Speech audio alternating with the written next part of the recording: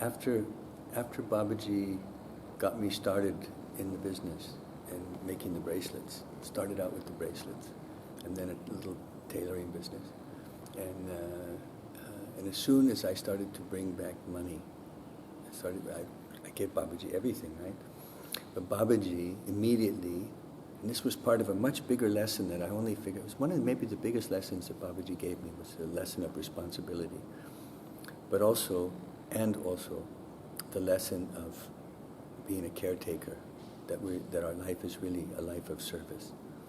And so as soon as I started bringing back money, then Babaji made me set a certain amount of money aside for my son and his family, and he took a certain amount, and he left me with enough to continue the work. And I made quite a lot of money. It was right from the very beginning. I made quite a lot of money, and the bracelets were a huge success, and then the Tibetan singing bowls were a huge success, and the tailor business didn't make money, but I moved into the art and artifacts, and that made a lot of money. And so Babaji made me buy a house for Aziz's family, for Draupadi and her family.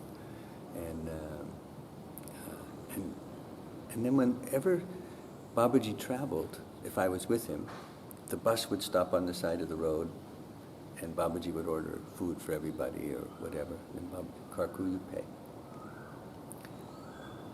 When some young devotee would come and tell Babaji their dream of what they were going to do with their life, if Babaji, for whatever, when Babaji thought something, he'd say, Karku, give $5,000 to that person to start their life.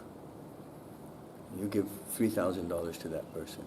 You build a house for that villager, $300 for a house. $5,000 for someone to start a business.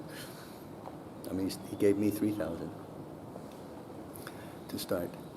And then one day he said to me, Karku, as long as you remember that you're the caretaker of God's money, this money will never run out.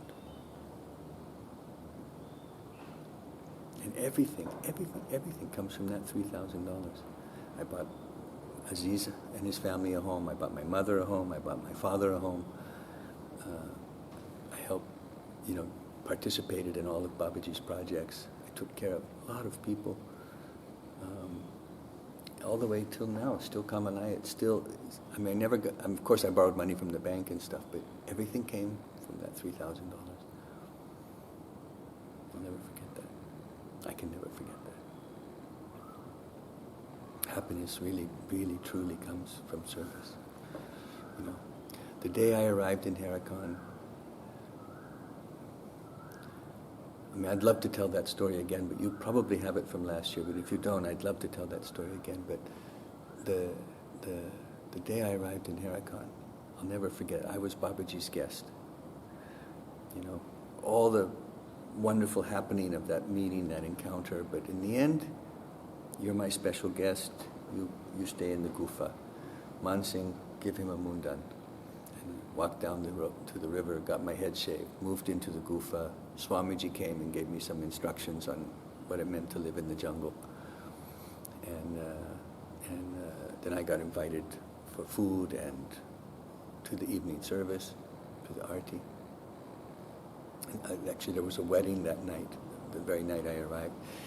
And Babaji made me dance with a young Indian woman in the wedding. And I'd just come from the West yesterday. I didn't know anything about India and Indian customs. I was poor girl was totally embarrassed.